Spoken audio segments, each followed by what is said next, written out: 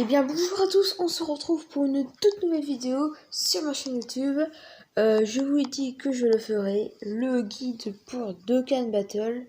Du coup, bah voilà, on y est. Je vais vous présenter ce jeu mobile qui atteint 300 millions de téléchargements et qui en ce moment a fait un petit top rentable. Si on regarde dans les infos, voilà, première place, on remercie tout le monde. Voilà, ça nous a rapporté 50 pieds de dragon, comme vous pouvez le voir ici.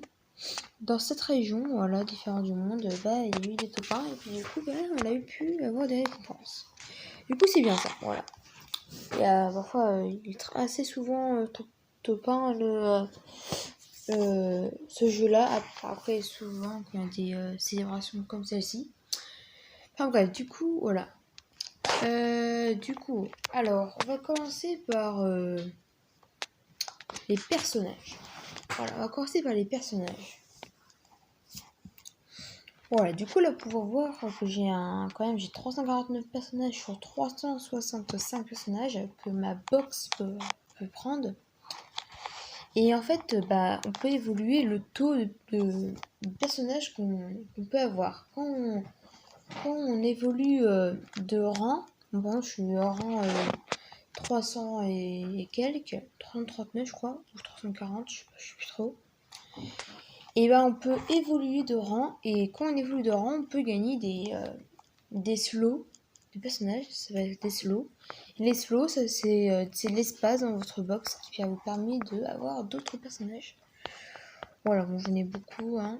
Voilà. Bon. Après, on va parler des types de personnages. Il existe plusieurs types de personnages. Il y a l'agilité, la technique, intelligence, puissance et endurance. Alors voilà, c'est comme dans Pokémon, eau, feu, terre, n'importe quoi. Et aussi dans Pokémon, par exemple, il y a des faiblesses et des points forts. Et dans Dokkan Battle, c'est pareil. Par exemple, l'agilité est plus puissant est plus fort que type puissance. Le type tech est plus puissant que le type agi. Le type intelligence est plus puissant que le type tech.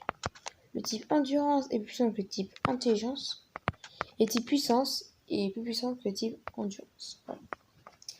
Et voilà, du coup c'est fait. Et puis aussi, il y a des raretés aux cartes. Donc là, vous pouvez voir par exemple qu'il y en a qui brillent, il y en a qui brillent pas. Du coup, ça c'est un peu différent. Oui, il en existe 1, 2, 3, 4, 5, 6 raretés différentes de cartes. La première rareté, c'est N, nul en gros. En gros, N, c'est l'abrégé de nul. Et puis, c'est la plus basse rareté. Donc, franchement, c'est nul, quoi, voilà. Comme le dit.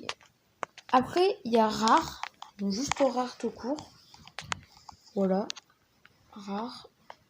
Ensuite, il y a SR, l'abrégé de super rare. Ensuite, il y a SSR, l'abrégé de super rare. Et enfin, il y a UR, c'est ultra rare. Voilà. Et pour finir, la rareté la plus haute dans cette catégorie, la plus bête et la plus, on va dire, la plus favorite. Enfin, je sais pas, les gens adorent cette rareté, adorent ces personnages-là. Ils sont puissants et tout. C'est la plus puissante de la rareté. Après, ça veut pas dire que le personnage qui a cette rareté est plus puissant que n'importe quel personnage. Mais bon, du coup, voilà, ça c'est le LR. Le LR, enfin les LR, la rareté LR, c'est l'abrégé de légendaire. Voilà. Là, enfin, c'est la plus compliquée à avoir. Et puis voilà, du coup, on est 12. C'est quand même bien. Voilà, du coup, c'est tout pour les raretés et les types, etc., etc. Maintenant, on va passer, qu'est-ce qu'ils font ces personnages? Est-ce que, y a des personnages, des manières de jouer ou c'est pas trop? Eh bah oui, il y a des manières de jouer. Pardon, excusez-moi. Par exemple, je vais vous présenter les leaders de catégorie. J'en ai sélectionné 5 leaders de catégorie. Alors, ils sont tous différents. Ils leadent pas la même catégorie. Bah oui, parce que y a plusieurs catégories dans ce jeu. Du coup, il faut bien des leaders de différentes catégories. ici, je vous présente le Goku, le Son Goku Super Saiyan 4 LR, oui, dès 4 ans. Oui, précédemment, il y a eu les 4 ans il n'y a pas très longtemps. Enfin, pas très longtemps, il y a quand même 2 mois. Et puis, voilà. Alors, ce personnage, il valide la famille de Sangoku. Et il valide aussi le super agilité. C'est pas une catégorie, c'est un type. En gros, tous les personnages de type super agilité comme lui, comme vous pouvez le voir ici, et ça valide. Alors, pour la catégorie féminine de Sangoku, il valide Ki plus 3, PV et attaque plus 170% et défense plus 130% pour la catégorie famille de Sangoku. Et aussi, il valide Ki plus 3, PV, attaque et défense plus 120% pour la catégorie, pour le type super agilité. Voilà, du coup, lui, il valide deux choses différentes, une catégorie et un type. Ça arrive. Lui, il est totalement différent. Il valide deux catégories, double catégorie. Il valide la première catégorie, Ki plus 3, attaque plus 170% et PV et défense plus 150% pour la catégorie héros de film. Voilà pour la catégorie. Ou Ki plus 3, attaque plus 170% PV et défense plus 130% pour la catégorie fusion. Voilà, il valide aussi la catégorie fusion. Parce que c'est gauche ça, voilà. Du coup, voilà. Il valide deux catégories. On peut voir aussi qu'il lit différemment que le Goku SG4. Parce que lui, il va faire Ki plus 3, PV, attaque plus 170% et PV attaque et défense. PV et défense, excusez-moi. Plus 130%. Du coup, plus 150% pour la catégorie héros de film et 100% pour la catégorie fusion. Du coup, c'est différent. Il y en a qui vaillent plus sur la défense, sur l'attaque, sur les PV. Voilà, c'est totalement différent.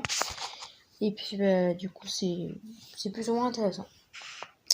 Le troisième leader catégorie que je vous présente, c'est le leader catégorie Sangoku Super Saiyan 4 Ultra Puissance Max. Full Power.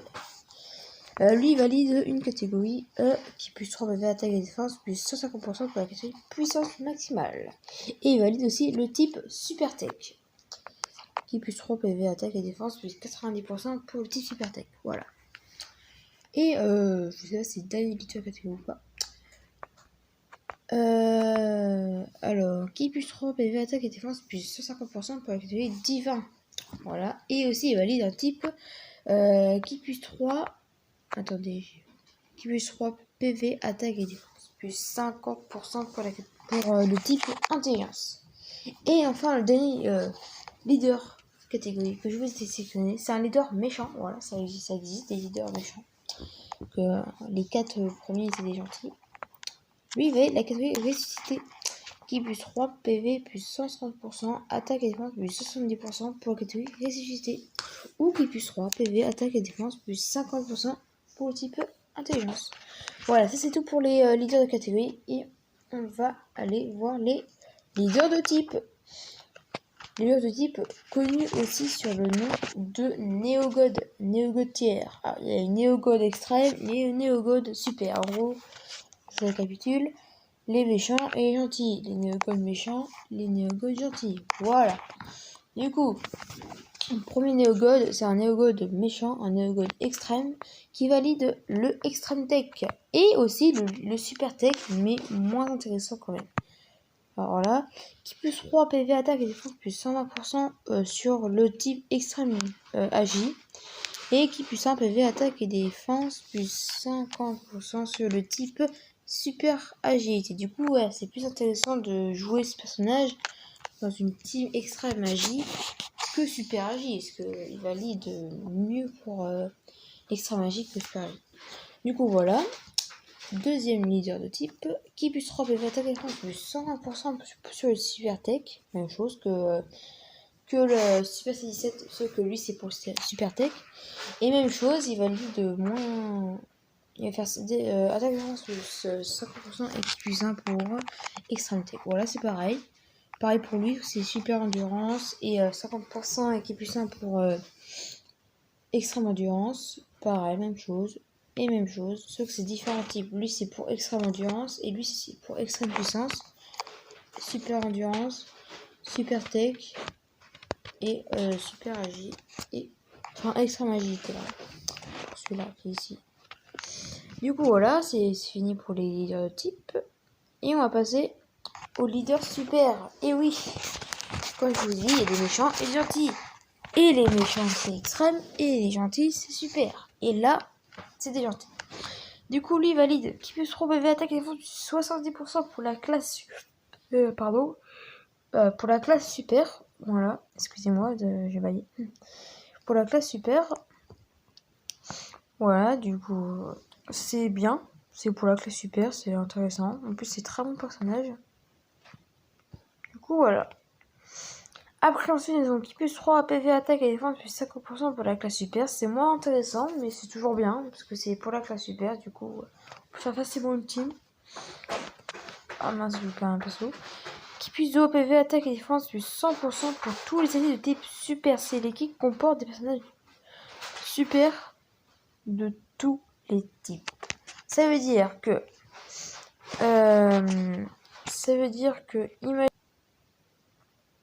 du coup ça veut dire que imaginons ça nous fait voilà, du coup imaginons en fait cette team là va pouvoir bénéficier de ah non, elle ne va pas pouvoir bénéficier je crois de son leader. Pourquoi? Un petit malentendu ici là. C'est ce Goku Super Saiyan 4 parce qu'il est de type technique comme le Végéto Blue. Du coup, elle peut voir, du coup, il peut pas lead parce que c'est pour tous les types. Par contre, si j'enlève ce Goku CJ4 et que je vais ce Vegeta Junior qui est type endurance, là il peut lead parce qu'il y a tous les types. Il y a technique, intelligence, endurance, puissance, intelligence, agilité. Ah mince! Ah non, non, enfin, j'ai dit un petit peu de bêtises.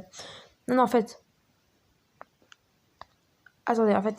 Végéto Blue, en fait, ne compte pas, en fait, comme personnage. En fait, c'est comme s'il était là pour l'idée, mais son type, il compte pas, on va dire. Il compte pas. Du coup, là, il peut lead.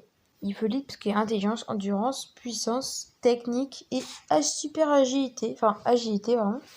Du coup, là, il peut lead sur tout le monde, parce qu'il y a tous les types. Par contre, si tout à l'heure, il y avait le Migaté, en gros, son goût super ultra instinct, là, il pourra pas lead parce que il n'y a pas tous les types. Voilà, il y a un type qui est pareil, qui est identique à un autre. Là, il peut lead. Par contre, lui, il ne compte pas comme type. Du coup, voilà. Après, une fois que je vous ai fait montrer les leaders catégorie et les leaders de type, oui, je vois le même nom là, mais bon. Et les leaders super, pardon. Il reste les leaders extrêmes que je n'ai pas fait et on se retrouve à tout à l'heure. Du coup, bonjour, c'est bon, j'ai fait les 3 leaders extrêmes. Je n'avais pas trouvé d'autres. Du coup, voilà, j'ai fait ce que j'avais. Du coup, on va commencer par Ams, qui va faire des Q plus 2 PV attaque et défense plus 40% pour la classe extrême. C'est pas beaucoup, mais c'est toujours bien. Hein, c'est toujours bien. En plus, il est free to play. En gros, c'est-à-dire qu'on peut le trouver dans un événement. Je vous ferai montrer ça après. Ensuite, PV, attaque et défense 80% pour la classe SM. C'est bien 80%, mais c'est nul parce qu'il donne pas de ki. Il donne même pas un ki puissant. Enfin voilà, c'est dommage. C'est dommage. Et là, normalement, nous avons le maître, le seigneur de tous les leaders extrêmes. C'est comme Vegeta Blue, sauf que c'est pour la classe extrême. Qui plus de PV, attaque et défense plus 100% pour tous les alliés de type super. Type extrême, pardon. Si l'équipe comporte des personnages extrêmes de tout type. En gros, c'est pareil que Végéto. Du coup, rebonjour. Du coup, c'est pareil que Végéto. Par exemple, là, il y a type intelligence, technique, agi, puissance et re-intelligence. Du coup, ça veut dire que là, il ne peut pas lead. Par contre, si j'enlève le intelligence et que je mets un endurance, par exemple, hein, et ben là, il pourra lead. Il pourra lead sur tout le monde parce qu'il y a tous les types. Voilà. Lui, il ne compte pas comme Végéto Blue, qu'on l'a vu précédemment.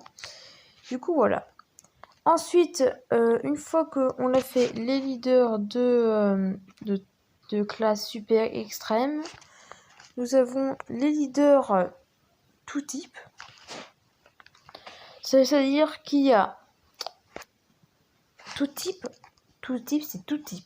Que ce soit super tech, extrême énergie, super endurance, extrême intelligence, super puits, extrême puits, n'importe quoi, il peut lead de tout le monde.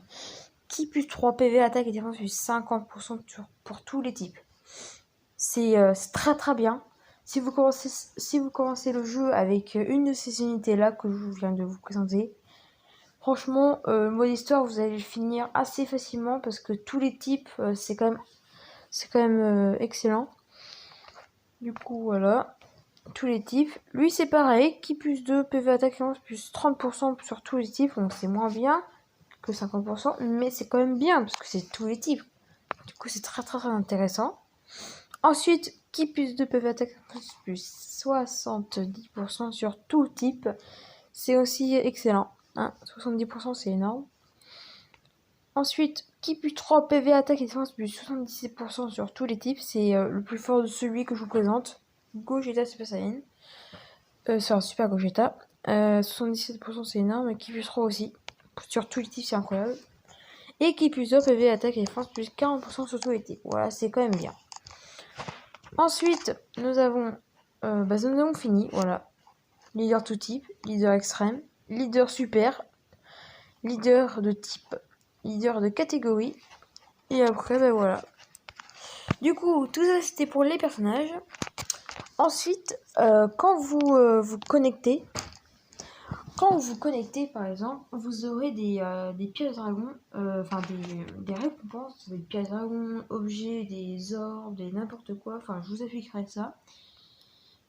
Et dans votre boîte occasion, il faudra tout récupérer parce que c'est très utile pour la suite. Du coup, ensuite, je vais vous faire montrer ces personnages-là. On peut les entraîner. Parce que vous pouvez voir entraînement, éveil de canne, potentiel, inversion. Inversion. Voilà, du coup, on va être entraînement. Voilà, tous les personnages qui ont le niveau blanc. En gros, par exemple, celle-ci, celui-ci, enfin, tous les personnages qui ont le niveau en dessous qui est en blanc, ils sont pas niveau max. Alors que les autres personnages qui ont en jaune, comme celui-ci, et ben ils sont niveau max. Voilà. Après, ça veut pas dire qu'ils sont niveau max jusqu'au max. Parce qu'il y a l'aspect aussi qui monte. L'aspect, on peut pour la monter avec des vieux Kai ou des personnages du même nom que celui que vous voulez entraîner. Ça pourra augmenter cet aspect. Du coup, voilà. Voilà, les vieux Kai, c'est ça. Ça permet de augmenter l'aspect. Les vieux Kai endormis, c'est 30%. Et les vieux Kai réveillés, c'est 100% de chance. Du coup, voilà. Par exemple, celui-là, je peux le faire monter avec un autre sel, parce qu'il porte le même nom. Du coup, je peux faire monter cet aspect avec un autre sel, du coup, c'est bien. Du coup, voilà. Alors, pour les entraîner, on fait comment? Par exemple, je prends un LR, parce que j'ai envie. Voilà, un LR. Et ici, il y a des objets d'entraînement.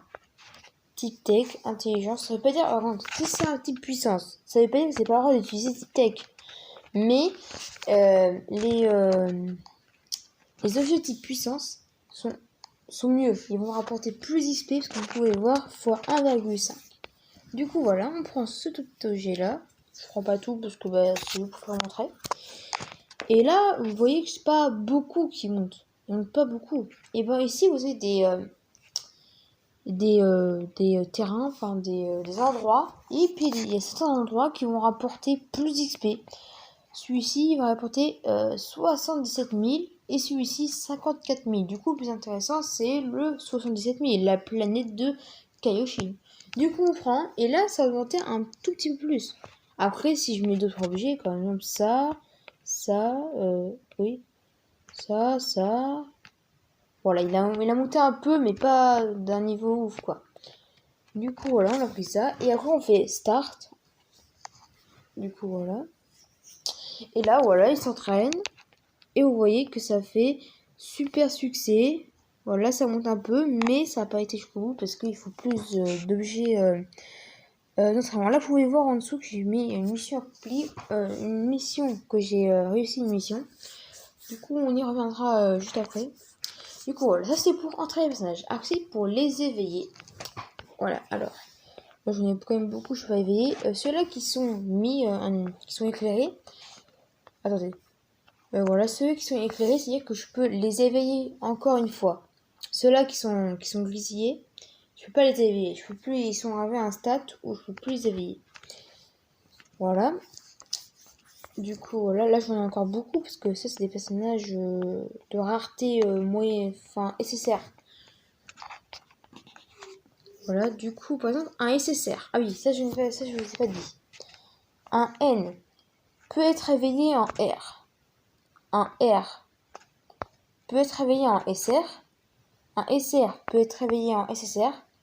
Et un SSR peut réveiller en UR.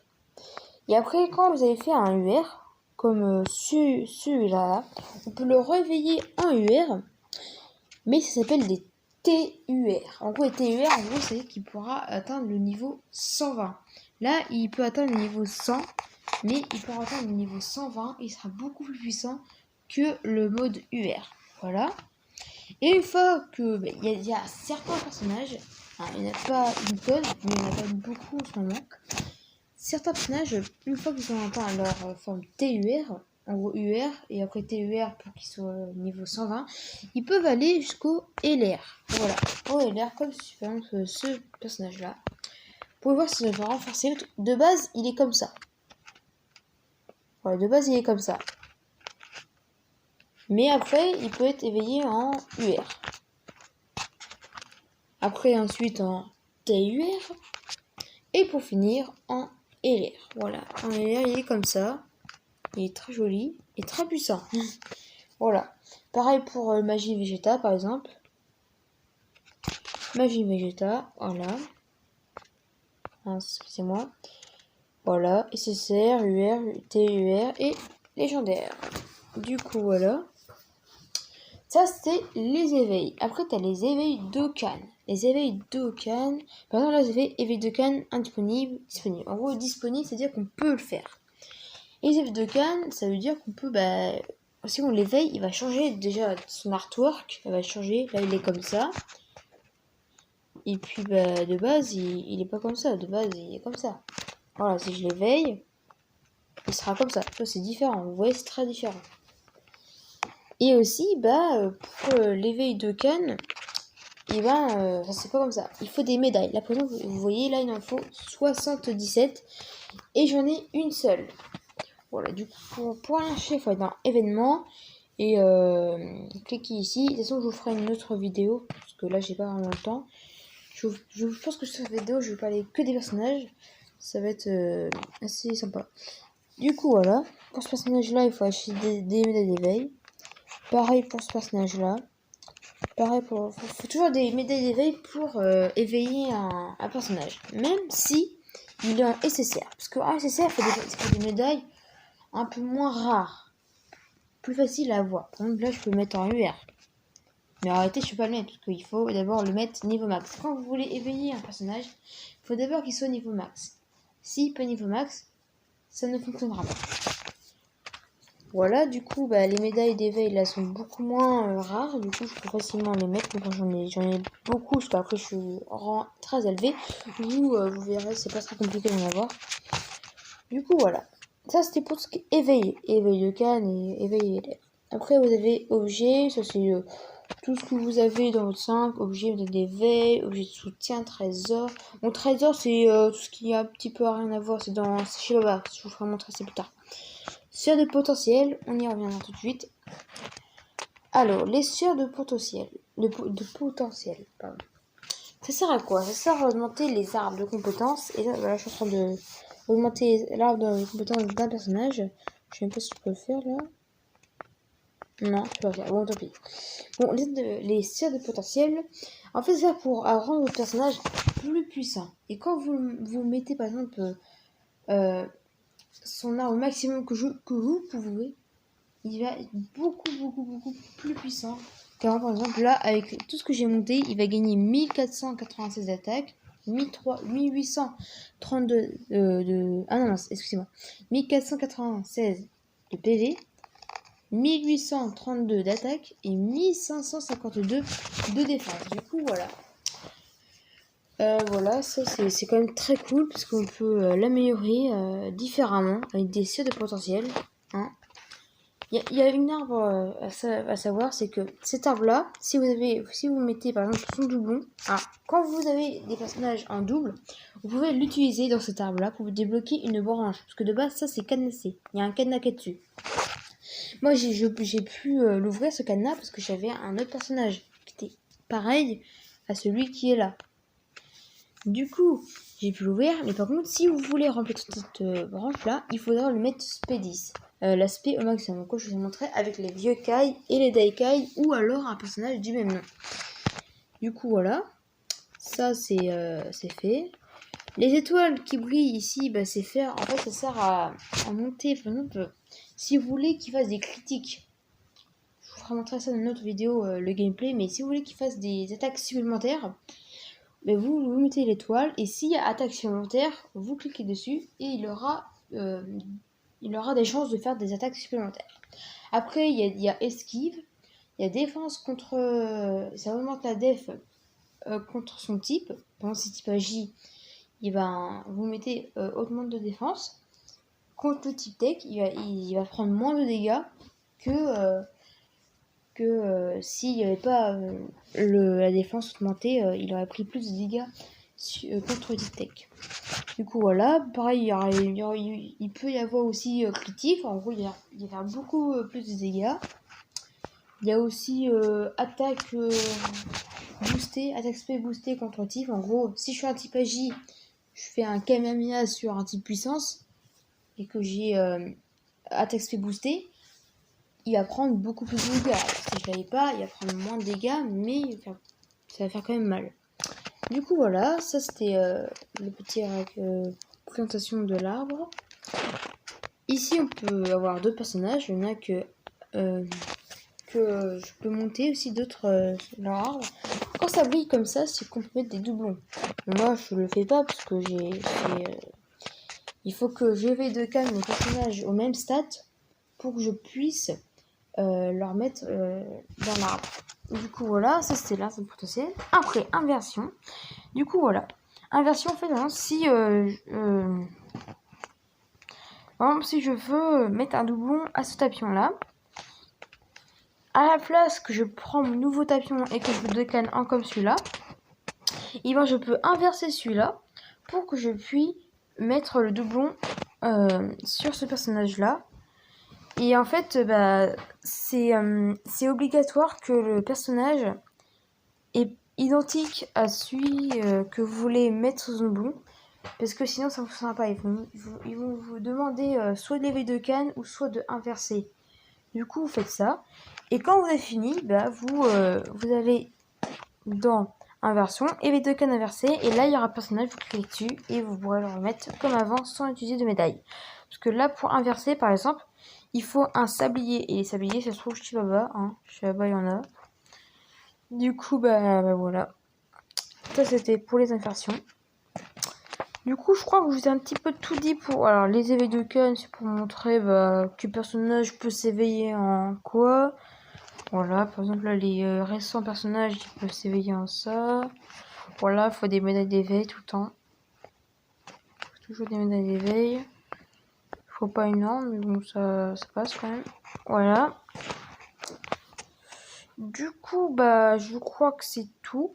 Pour tout ce qui est de côté personnage, vous avez vu, c'est quand même très... il y a beaucoup de choses à connaître sur tout ce qui est personnage, leader de catégorie, leader de type, le potentiel, entraînement, l'aspect... C'est quand même très compliqué. Mais une fois que vous connaissez, franchement, c'est très sympa à jouer, à améliorer. Moi, je suis content de mon compte.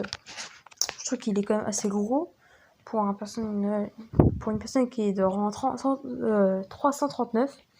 Voilà, je connais pas de personnages. Il y en a qui sont très très forts, il y en a qui sont un peu moins, mais bon. Voilà, quand c'est nécessaire, c'est moins intéressant que ce qu'il y a en haut. Voilà, du coup, je suis quand même assez content. Donc, du coup, je crois que c'est la fin de cette vidéo. C'est fini pour le guide numéro 1. Et on va se retrouver très prochainement sur le guide numéro 2. En gros, tout ce qui va être gameplay, mission, enfin tous ces petits trucs-là, ça va être peut-être un peu plus rapide que le guide numéro 1. Et du coup, bah voilà. Alors, si vous avez aimé cette vidéo, n'hésitez pas à lâcher un petit like, à partager la vidéo, à vous abonner. Et je vous mettrai le lien d'inscription de ce jeu. Hein, d'accord. De toute façon, dans tous les guides, je vous mettrai le lien. Et du coup, sur ce, je vais vous laisser et on se retrouve pour le